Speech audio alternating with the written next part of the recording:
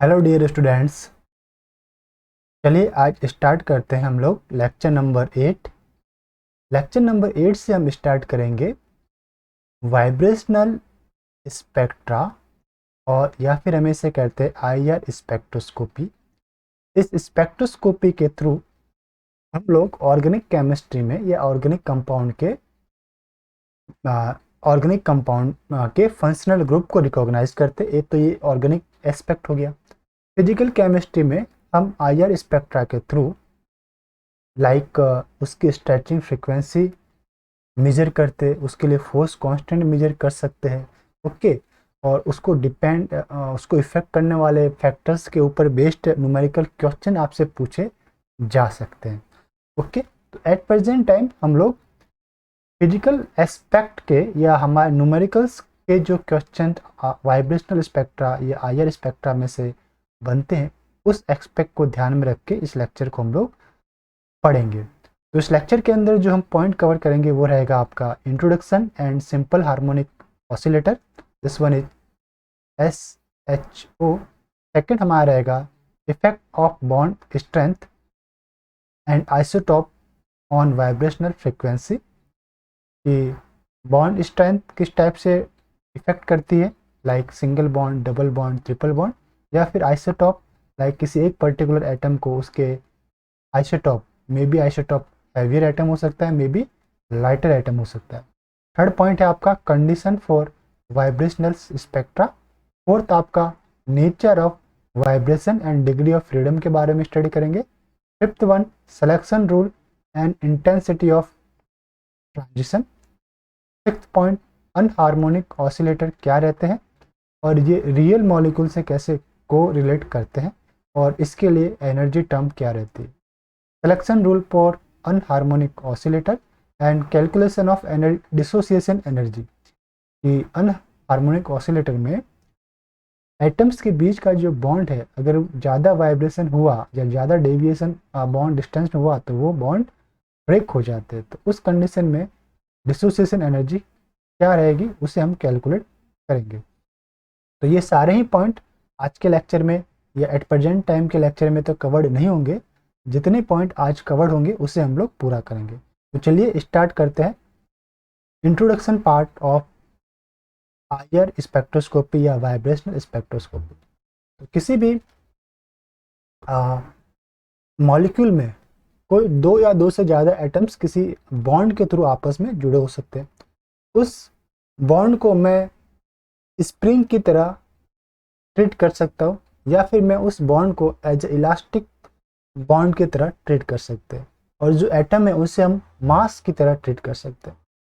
तो अगर ये मॉलिक्यूल ईएमआर स्पेक्ट्रा में या ईएमआर इलेक्ट्रोमैग्नेटिक रेडिएशन में आईआर रीजन के अंदर कुछ एनर्जी एब्जॉर्ब करे, और एनर्जी एब्जॉर्ब करने के बाद इस बॉन्ड के बीच में कंप्रेशन और वाइब्रेशन होना स्टार्ट हो जाए। कंप्रेशन वापस पास में आएंगे और कंप्रेशन एंड एक्सटेंशन, कंप्रेस फिर एक्सटेंड हुआ, कंप्रेस एक्सटेंड करना स्टार्ट हो गए, वो आपका कहलाएगा, इसे हम कहेंगे वाइब्रेशन करना। लेकिन अगर ये कंप्रेशन एंड एक्सटेंशन एक ही डायरेक्शन में हो तो उसे हम कहेंगे सिंपल हार्मोनिक ऑसिलेटर।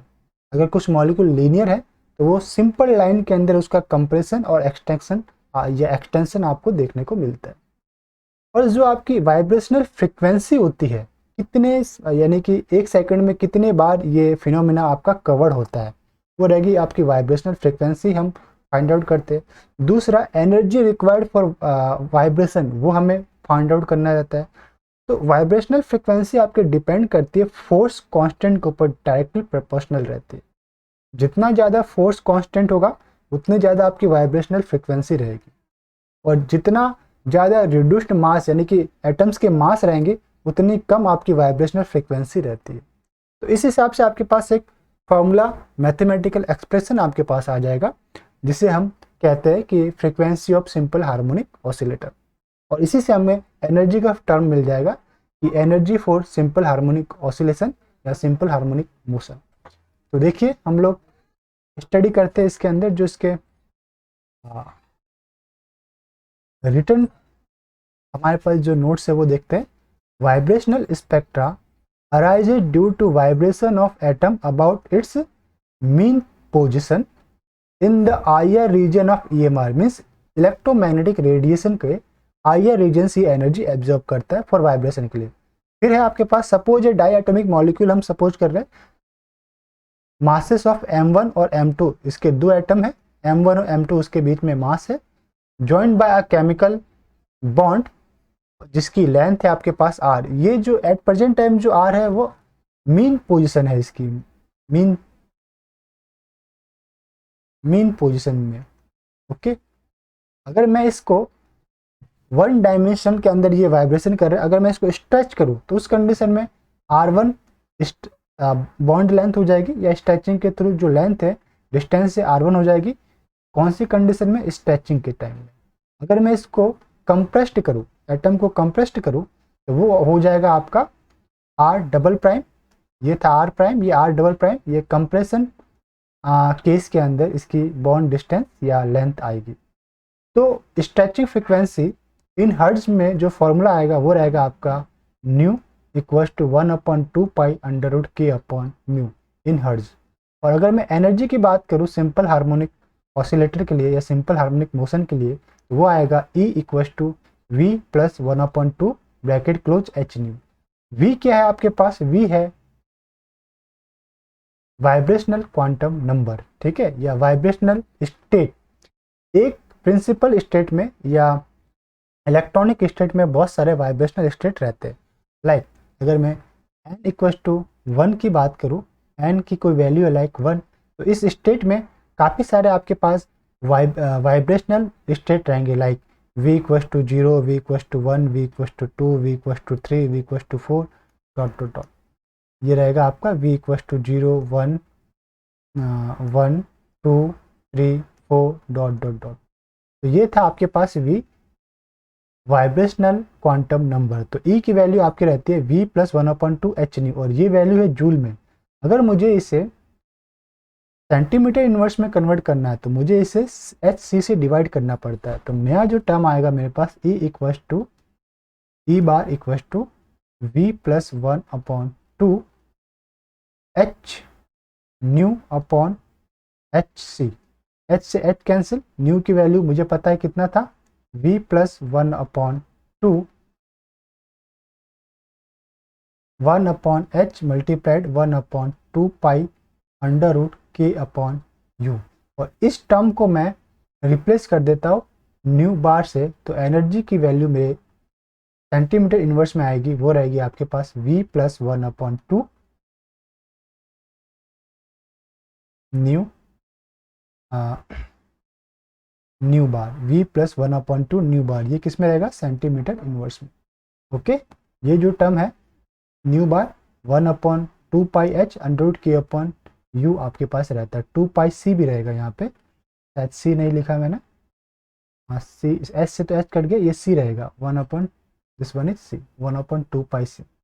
ओके, तो यहाँ पे आपके पास क्या क्या टर्मिनोलॉजी से देख लेते हैं। के रहता है आपका फोर्स कांस्टेंट जो कि बॉन्ड स्ट्रेंथ के ऊपर डिपेंड करता है। म्यू है आपके पास रिड्यूस्ड मास, वी है वाइब्रेशनल क्वांटम नंबर जिसकी वैल्यू रहती है 0, 1, 2, 3 डॉट डॉट डॉट। तो एनर्जी ऑफ वी स्टेट आपके पास रहेगा v प्लस 1/2 एच न्यू, ये आपके जूल में।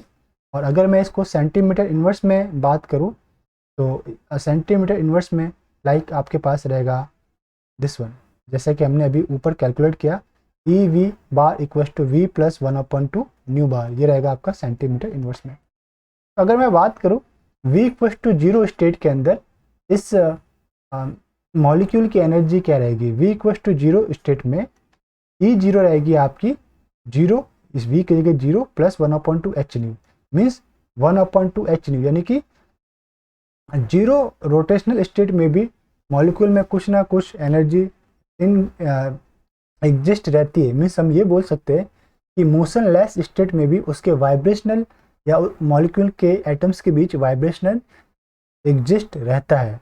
कोई मोशन नहीं कर रहा, कोई एनर्जी गेन नहीं कर रहा, उस कंडीशन में भी उसके अंदर कुछ इतनी एनर्जी है कि उसके एटम्स वाइब्रेट करते हैं।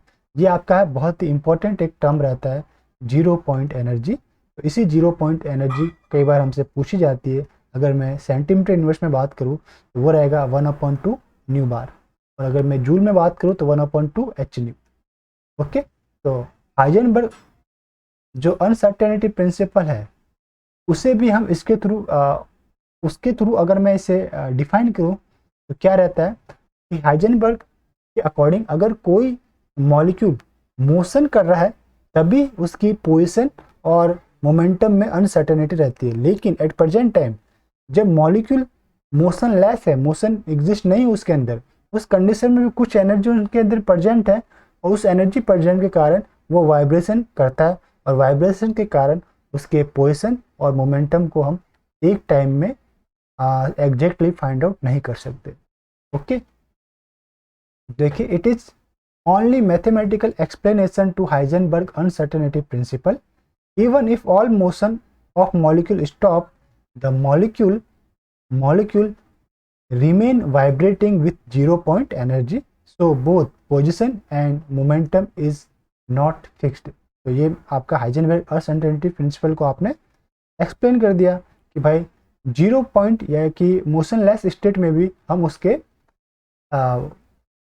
पोजीशन एंड मोमेंटम को एग्जैक्टली फाइंड आउट नहीं कर पाते। अब आपके पास है नेक्स्ट जो हमारे पास पॉइंट है, effect of bond strength and isotope on vibrational frequency according to formula. जो हमारे पास अभी फॉर्मूला आया था वाइब्रेशनल फ्रीक्वेंसी का, पहले तो ये पॉइंट को हाईलाइट कर लीजिएगा।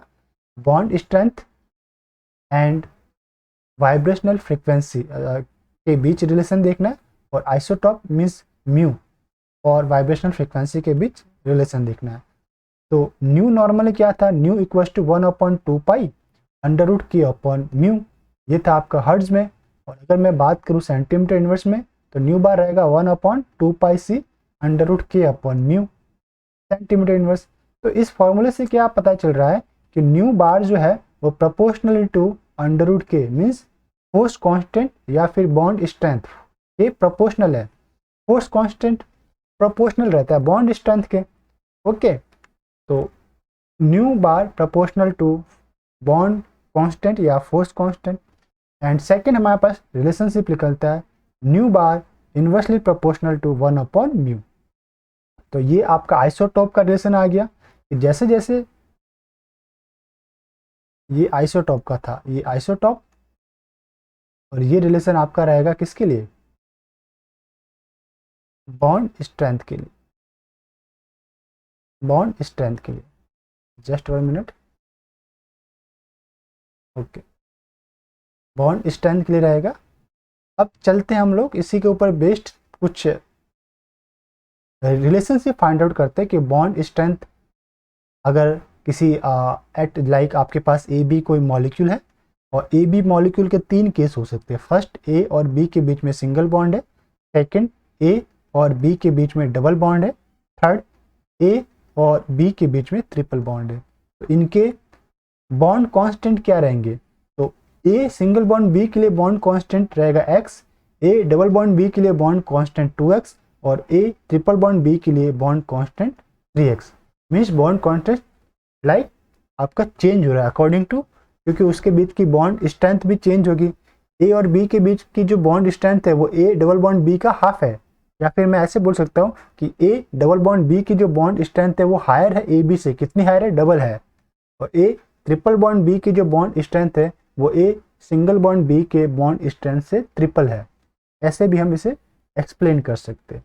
तो अकॉर्डिंग टू रिलेशनशिप हमने क्या देखा था कि जो आपका न्यू बार रहता है वो प्रोपोर्शनल टू अंडर रूट के रहता है। तो न्यू इस फॉर्मूले से मैं इसे जनरेट करता हूँ कि nu bar A bond B जो रहेगा वो proportional to under root X. Okay, and nu bar A double bond B रहेगा वो proportional to under root 2x, and nu bar A triple bond B रहेगा वो प्रोपोर्शनल टू रूट 3x रहेगा। तो अगर मैं क्या करूँ, मेरे पास 3 इक्वेशंस आ गई। अब मुझे करना है, एक बार मैं करूँगा कि इक्वेशन 1 को 2 से डिवाइड करूँगा, और सेकंड टाइम में मैं करूँगा इक्वेशन 1 को 3 से डिवाइड, एंड थर्ड टाइम में मैं इक्वेशन 2 को थर्ड से डिवाइड। तो इक्वेशन 1 को 2 से डिवाइड किया तो मेरे पास आएगा nu bar A single bond B upon nu bar A double bond B equals to 1/√2। Okay, 1/√2।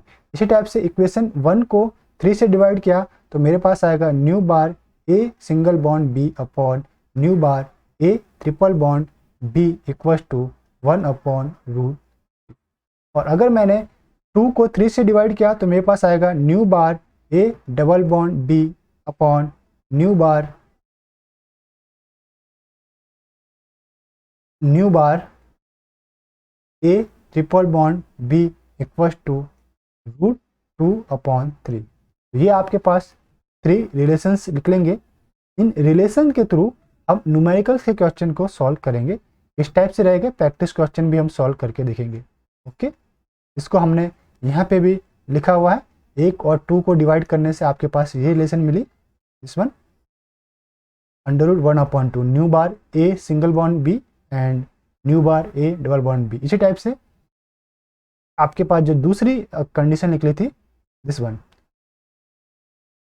New bar A double bond B upon nu bar A double triple bond B जो रहेगा √2/3 रहेगा। या फिर मैंने वही क्रॉस मल्टीप्लाई के through nu bar A triple bond B को right side में सेंड कर दिया और √2 को यहाँ पे ला लिया। इसी टाइप से अगर मैं तीनों में रिलेशनशिप फाइंड आउट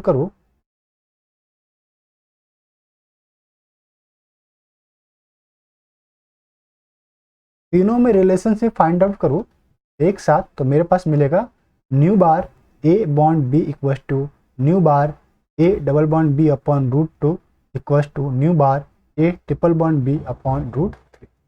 चलिए इसके ऊपर बेस्ड क्वेश्चन देखते हैं तो जाके ये अच्छे से समझ में आएगा। देखिए आपको क्वेश्चन दे रखा है। क्वेश्चन है, if vibrational frequency of carbon triple bond oxygen is 2100 centimetre inverse, then find करना आपको कार्बन डबल बॉन्ड ऑक्सीजन का वाइब्रेशनल फ्रीक्वेंसी या स्ट्रेचिंग फ्रीक्वेंसी। तो मैं कार्बन ट्रिपल बॉन्ड बी को ए ट्रिपल बॉन्ड बी मान सकता हूँ and carbon double bond O को ए डबल बॉन्ड बी मान सकता हूँ। ओके, तो मेरे पास रिलेशनशिप क्या था, इस रिलेशन को हम लोग देखेंगे कि nu bar A double bond B upon nu bar A triple bond B equal to √2/3 आया था। तो इसी के अकॉर्डिंग अगर मेरे पास क्या फाइंड करना, nu bar A double bond B means carbon double bond oxygen, तो वो क्या रहेगा, equal to √2/3 multiplied by nu bar A triple bond B. तो इससे मुझे क्या बन गया, nu bar A triple bond B equal to √2/3 की वैल्यू आएगी 0.66 अंडर रूट। ओके, 2 को 3 से डिवाइड किया। फिर nu A triple bond B की वैल्यू 2100 सेंटीमीटर इनवर्स दे रखा है और अंडर रूट 0.66 की वैल्यू रहेगी 0.814 एंड मल्टीप्लाइड बाय 2100, तो ये रहेगा आपका 1714 सेंटीमीटर इनवर्स। ओके, तो आपके पास जो कार्बन इस वन है आपके पास just stretching frequency of carbon double bond oxygen जो रहेगी वो रहेगी 1714 सेंटीमीटर इनवर्स। चलिए नेक्स्ट क्वेश्चन हम लोग देखते हैं। Question number 2, if the stretching frequency of carbon triple bond N is 2200 centimetre inverse, तो कार्बन सिंगल बॉन्ड नाइट्रोजन क्या रहेगी आपकी। तो मुझे पता है कि carbon single bond nitrogen upon carbon triple bond nitrogen जो रहेगा वो रहेगा अंडर रूट 1/3। तो carbon single bond nitrogen find out करने के लिए इस टर्म को मैं क्रॉस मल्टीप्लाई के थ्रू राइट साइड में ट्रांसफर कर दूंगा यहाँ पे। ओके, तो ये आपके पास फॉर्मूला ये जनरेट होगा, ये nu bar C N equal to nu bar C triple bond N upon √3 की value 1.73 and nu bar C triple bond N की वैल्यू 2200 डिवाइड करेंगे तो आपके पास वैल्यू आएगी 1270.2 सेंटीमीटर इनवर्स, जो कि आपका आंसर रहेगा। ये था आपका फोर्स कांस्टेंट के ऊपर डिपेंड कर रहा था, means bond strength carbon single bond था किसी एटम के बीच में, लाइक ए और बी के बीच में सिंगल बॉन्ड है तो फोर्स कांस्टेंट या फोर्स बॉन्ड स्ट्रेंथ अलग होगी। अगर डबल बॉन्ड है तो बॉन्ड स्ट्रेंथ अलग होगी, ट्रिपल बॉन्ड है तो बॉन्ड स्ट्रेंथ अलग होगी। अब हमें चेक करना है उसके आइसोटॉप से क्या वेरिएशन आता है। अगर मैं किसी पर्टिकुलर एटम को उसके आइसोटॉप से चेंज करूँ, मे बी आइसोटॉप हैवियर हो सकता है या लाइटर हो सकता है, तो न्यू की वैल्यू में क्या डिफ्रेंसिएशन देखने को मिलेगा, चेक करते हैं हम लोग। तो ये था आपका आइसोटॉप इफेक्ट, हाईलाइट करते हैं इसको, effect of isotope. Okay,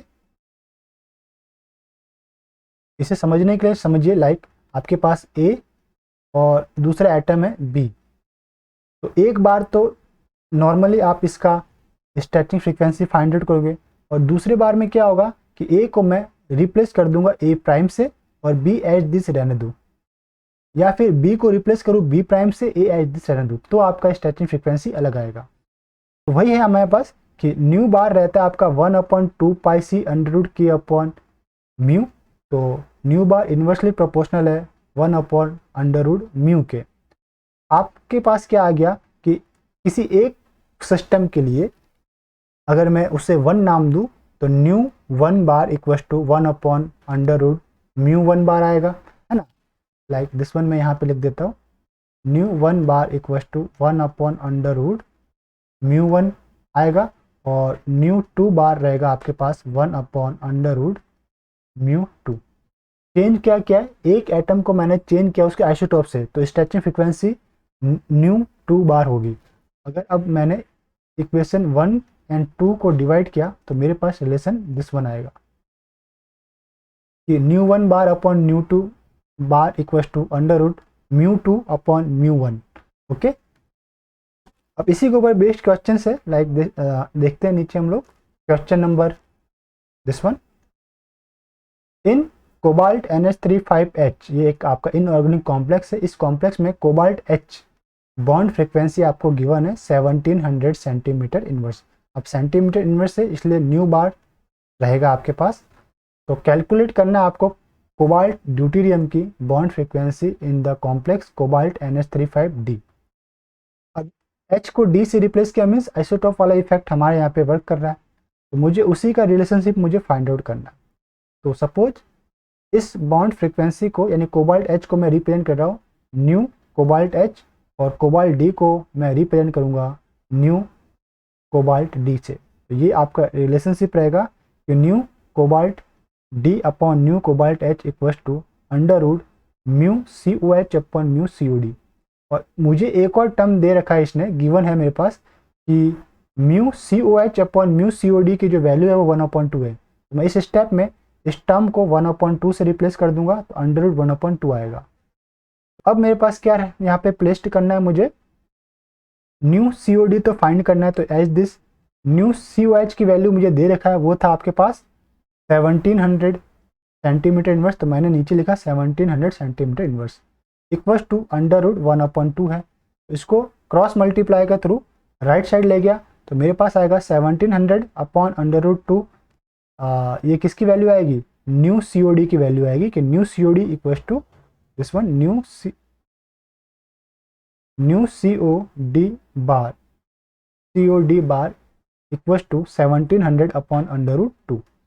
okay, तो 1700 अपॉन √2 की वैल्यू 1.414, और अब डिवाइड करने पे आएगा आंसर 1202 सेंटीमीटर इनवर्स। चलिए नेक्स्ट हमारे पास जो क्वेश्चन है इसी के ऊपर बेस्ड आइसोटॉप इफेक्ट के ऊपर बेस्ड क्वेश्चन है, इसे भी देख लेते हैं।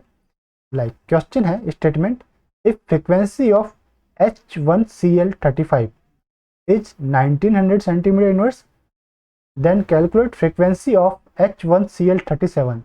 तो देखिए चेंज क्या हो रहा है, एटम चेंज हो रहा है, Cl35 था और अब हो गया Cl37, तो इस मॉलिक्यूल को मैंने A नाम दिया और सेकंड वाले को B, तो डेफिनेटली इन दोनों की स्ट्रेचिंग फ्रीक्वेंसी अलग आएगी।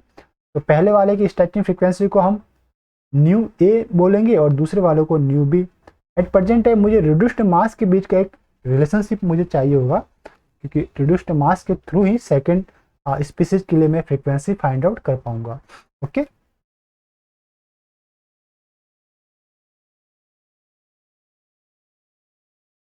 देख लेते हैं। तो दिस वन है mu A equals to mu H1Cl35।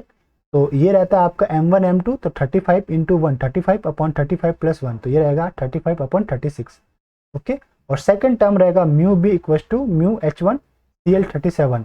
तो ये हो जाएगा आपका 37 इंटू 1 37 अपॉन 38, 37 प्लस 1 38 हो जाएगा। तो under root mu A upon mu B जो रहेगा आपके पास, वो आपका रहेगा this one 35 upon 37 upon 37 upon 38। तो इसको मैं लिख सकता हूँ like this 35 upon 36 multiplied by 38 upon 37। Okay, general mathematics के थ्रू आपने लिखा है। और ये टर्म आपका रहता है कि न्यू बी, यानी अब स्टार्टिंग फ्रीक्वेंसी देखो, nu B bar upon nu A bar, जो रिलेशनशिप आया था वो ये था, nu B bar upon nu A bar equals to under root mu A upon mu B.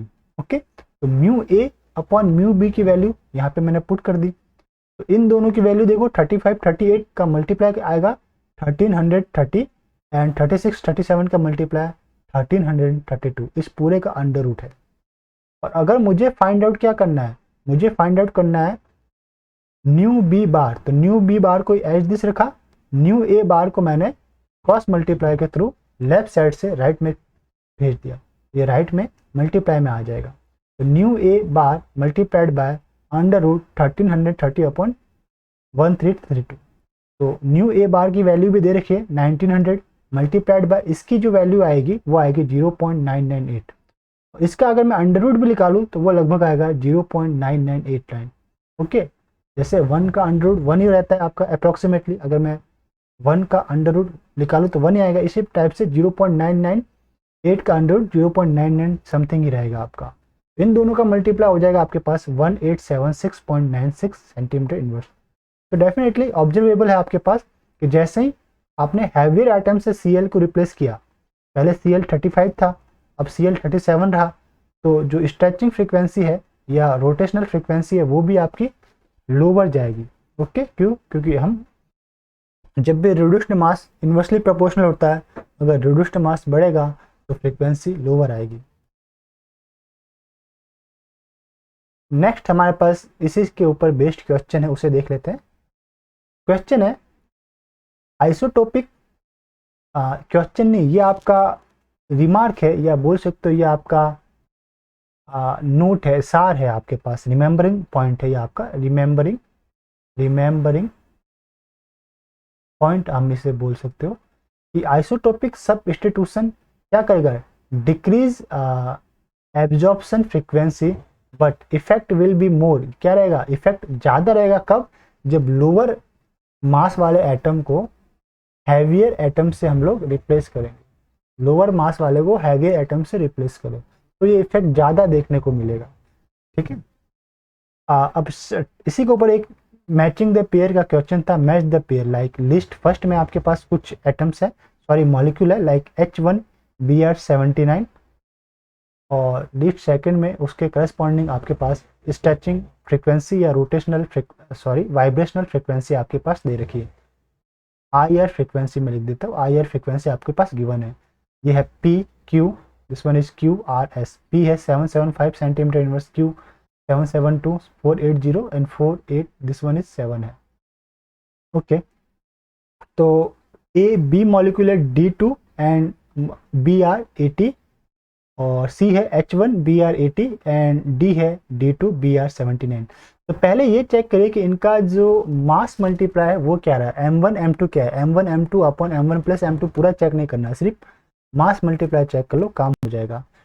तो M1 M2 अगर मैं बात करूँ तो 79 इंटू 1 79 है, 80 इंटू 2 160, 80 इंटू 1 80 एंड 79 इंटू 2 ये आपके पास आएगा 79 इंटू 2 आपके पास रहेगा 80 इंटू 2 रहता है 160, तो ये 158 रहेगा। ठीक है, अब देखिए कंसेप्ट क्या कहता है, कंसेप्ट आपके पास है इफ म्यू अगर आपका इंक्रीज होता है, म्यू इंक्रीज होता है तो IR फ्रीक्वेंसी जो है वो क्या रहेगी आपकी, डिक्रीज।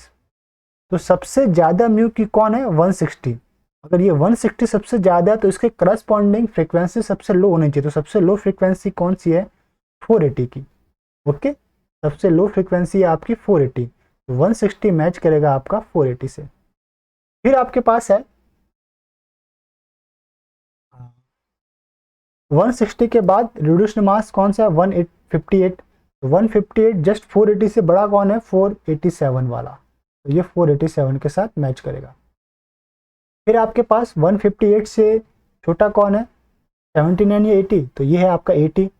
तो फिर आपका 487 से जस्ट बड़ा आपके पास आएगा 772, तो दिस वन रहेगा 772। ओके, फिर आपके पास है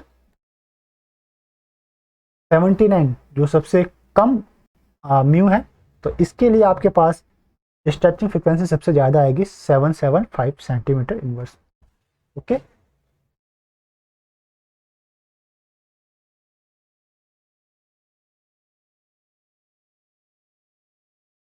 तो यहाँ पे कंसेप्ट भी लिखा हुआ था कि कंसेप्ट क्या था कि more the value of product of mass less will be the frequency, less will be the frequency. Next question था which of the following source highest frequency, तो जिसका मास प्रोडक्ट कम होगा वो हाईएस्ट फ्रिक्वेंसी शो करेगा। तो लाइक देखिए this one carbon 12 O16 है, B atom है कार्बन 13 O17, सी एटम है कार्बन 19, कार्बन 13 O18। एटम से मिलकर मॉलिक्यूल्स बनेंगे और मॉलिक्यूल हमारे पास है कार्बन मोनोऑक्साइड ही है, लेकिन आइसोटॉप्स एटम के अलग अलग है, ठीक है। और डी आपके पास मॉलिक्यूल है कार्बन 12 O17। तो इसके मास प्रोडक्ट को अगर जब मैं मल्टीप्लाई करता हूँ लाइक 12 इंटू 16 तो कितना आएगा 192, 13 इंटू 17 221, 13 इंटू 18 234 एंड 12 इंटू 17 204। तो मास प्रोडक्ट सबसे कम आ रहा है मेरे पास 192। अगर मास प्रोडक्ट कम है तो हाईएस्ट फ्रिक्वेंसी ये मुझे प्रोवाइड करवाएगा। यही सॉल्यूशन और इसका कंसेप्ट था less value of M1 M2 high value of new.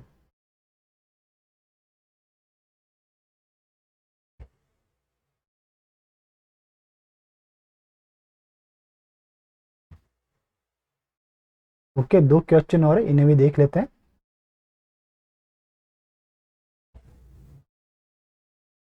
देखते हैं क्या दे रखा है क्वेश्चन में। देखिए for AB molecule and for CD molecule masses for ratio आपको दे रखा है 9:4। AB एंड CD दो मॉलिक्यूल है और उनके मास का रेशियो है 9:4 and their bond constant is in ratio of 3:2। और बॉन्ड कांस्टेंट यानी कि K का जो रेशियो है 3:2 है। If the absorption frequency of AB आपको दे रखा है 1400 centimetre inverse, calculate absorption frequency of CD। सारा कुछ दे रखा है, बस जो भी आपका फॉर्मूला बनता है, रिलेशनशिप जो बनता है आपका न्यू 1/न्यू 2 या न्यू 1 बार अपॉन न्यू 2 बार, वही आपको यहाँ पे प्लेस्ड करना है। तो दिस वन देख लीजिए, AB मॉलिक्यूल आपके पास गिवन है एंड CD है, तो AB के लिए जो करस्पॉन्डिंग स्ट्रेचिंग फ्रिक्वेंसी है nu CD upon nu AB equal to रहेगा under root KCD upon KAB multiplied by mu AB upon mu CD, क्योंकि जो म्यू है वो इन्वर्सली प्रोपोर्शनल रहता है। तो KCD अपॉन KAB की वैल्यू आपके पास गिवन है, वो कितनी है 3:2। तो ये 3:2 AB पहले था, है ना। अगर CD ऊपर आ रहा है तो ये उल्टा हो जाएगा, मीन्स 2/3 हो जाएगा। या फिर मैं इसको ऐसे लिखूँ, तो यहाँ पे आ जाइए left side, mu AB upon mu CD का रेशियो है 9/4 एंड KAB अपॉन KCD का रेशियो है 3/2। तो अगर मैं बोलना चाहूँ तो बोल सकता हूँ कि KCD अपॉन KAB का रेशियो रहेगा 2/3। तो ये मैंने लिखा 2/3, है ना। तो चलिए नीचे चलते हैं अब लोग, दिस वन आ गया। तो मुझे फाइंड करना था म्यू CD, तो this mu CD as this, और म्यू AB को नीचे से क्रॉस मल्टीप्लाई के थ्रू ऊपर सेंड कर दूंगा। तो दिस आ जाएगा under root KCD upon KAB multiplied by mu AB upon mu CD। ये आ गया 1400 multiplied by under root 2/3 multiplied by 9/4। तो 2 से 2 कैंसिल, 3 1 जा 3, 3 3 जा 9, तो ये आएगा 3/2। तो दिस 1400 मल्टीप्लाई अंडर रूट 3/2। 3/2, 3 को 2 से डिवाइड करने पे 1.5 आएगा, तो अंडर रूट 1.5, और 1.5 का अंडर रूट या स्क्वायर रूट आपका रहेगा 1.22 और 1.22 को 1400 से मल्टीप्लाई करने पे आएगा 1714 सेंटीमीटर इनवर्स। ये आ गया आपका न्यू CD यानी कि CD मॉलिक्यूल की IR stretching frequency. Last question इस लेक्चर का हमारे पास है, देखिए दे रखा है आपको, in carbon triple bond oxygen absorption frequency is 2100 centimetre inverse and absorption frequency of carbon triple bond nitrogen is 2400 centimeter inverse if their reduced masses are equal, यानी कि mu CO and mu CN आपको same दिए रखा है, तो mu CO upon mu CN क्या होगा, 1 होगा। Then calculate ratio of bond constant, तो ये हमको फाइंड आउट करनी है। तो सिंपली जो रिलेशनशिप था हमारे पास या फॉर्मूला था कि जस्ट 1 मिनट, कि nu CO upon nu CN bar equals to under root KCO upon KCN multiplied by mu CN upon mu CO। तो अभी मुझे ये क्या दिखा कि ये वैल्यू मेरे पास दे दी 1। 1 कैसे आई कि इनके रिड्यूस्ड मास सेम है, तो सेम है तो डिवाइड करूंगा दोनों सेम वैल्यू को तो 1 आएगा, तो ये हो गया मेरे पास 1। तो प्लेस कर दीजिए nu CO bar upon nu CN bar equals to under root KCO upon KCN multiplied by 1। Okay, तो ये रहेगा आपका 2100 upon 2400 equals to under root KCO upon KCN। अब अंडर रूट हटाना है तो मुझे क्या करना पड़ेगा, स्क्वायर करो दोनों साइड का, तो KCO अपॉन KCN आ जाएगा 2100 एंड 2400 को डिवाइड कीजिए, 2 0 से 2 0 कैंसिल एंड 7 3 जा 21, 7 8 जा 24, तो आएगा ये आपका 7 अपॉन 8 का स्क्वायर। तो 7 अपॉन 8 का स्क्वायर 49 एंड नीचे आएगा 64। तो उनके बॉन्ड कांस्टेंट या फोर्स कांस्टेंट का जो रेशियो है वो रहेगा 49:64। तो वाइब्रेशनल स्पेक्ट्रा के आज हम 2 ही पॉइंट को स्टडी करते हैं। नेक्स्ट लेक्चर में वाइब्रेशनल स्पेक्ट्रा के other point like condition of vibrational spectra, okay, और फिर हम लोग स्टडी करेंगे इसका जो अलग था selection rule for vibrational spectra, anharmonic oscillator et cetera point को नेक्स्ट लेक्चर में स्टडी करेंगे। तो मिलते हैं नेक्स्ट लेक्चर में, तब तक के लिए हैव अ नाइस डे, खुश रहिए, मुस्कुराते रहिए, once again have a nice day.